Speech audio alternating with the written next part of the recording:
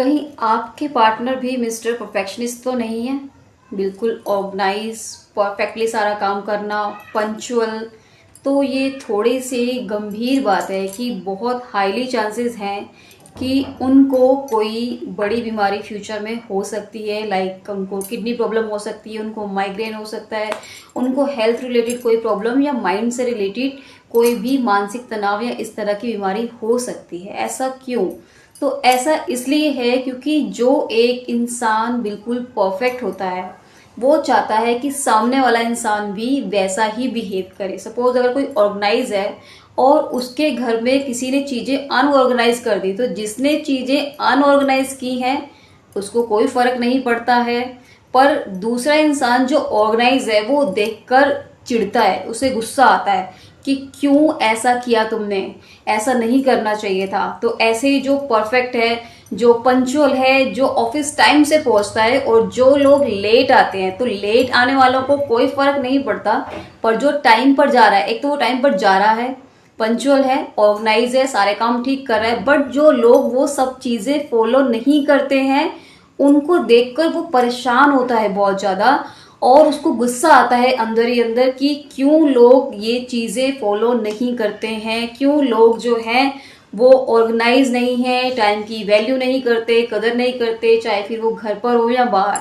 तो घर पर तो एक हद तक वो चिल्लाकर या गुस्सा करके अपने अंदर के इमोशंस को निकाल देते हैं, पर उससे होता क्या है, आपके रिलेशनशिप इशू होते हैं। आप हस्बैंड वाइफ है अगर, या अगर आप पेरेंट्स हैं तो बच्चों के साथ वो आपका जो है एक मेंटल डिस्टरबेंस स्टार्ट हो जाती है।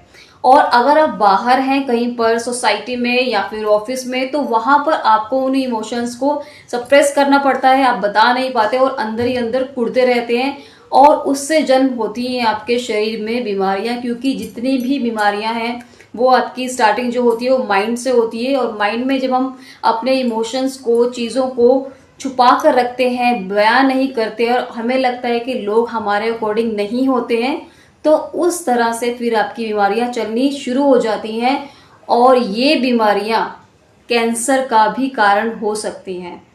बहुत सारे ऐसे पेशेंट्स हैं जो कैंसर मरीज हमारे पास आते हैं, जिनका लाइफस्टाइल बहुत अच्छा है, डाइट बहुत अच्छी लेते हैं, घर में भी उनके फाइनेंशियल भी सब कुछ ठीक है, बट फिर भी उनको कैंसर होता है।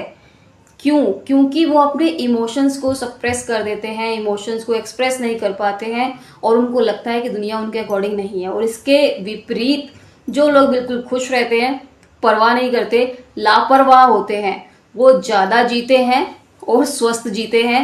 जितना भी खा लें पी लें, मोटे होते हैं। अगर आप देखो जो जंक फूड खा रहे हैं या बिल्कुल परवाह नहीं कर रहे, वो उनसे थोड़ा ज़्यादा जीते हैं। और जितने ज़्यादा अपने आप को लेके लोग कॉन्शियस रहते हैं, अपनी अवेयरनेस के ऊपर ध्यान देते हैं, वो बाहरी तौर से ध्यान देते रह जाते हैं और उनको पता ही नहीं चलता कि अंदर ही अंदर उनके बीमारियां बनती जा रही हैं।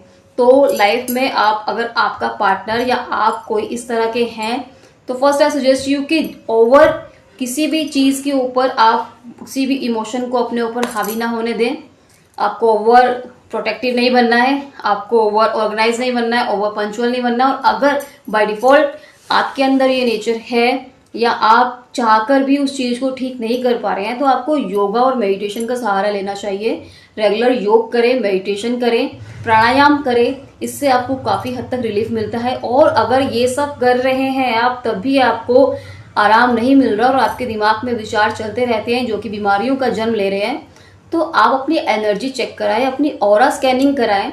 जब आप अपनी एनर्जी चेक कराते हैं तो उससे आपको पता चल जाता है कि आपके एनर्जी में किस तरह के ब्लॉकेज आ रहे हैं। और अगर आपको नहीं पता है कि एनर्जी को कैसे चेक करते हैं, आपके ऑरा को किस तरह से चेक करना है और किस तरह से इन्हेंस करना है, तो उसके लिए आप मुझे कॉन्टेक्ट कर सकते हैं।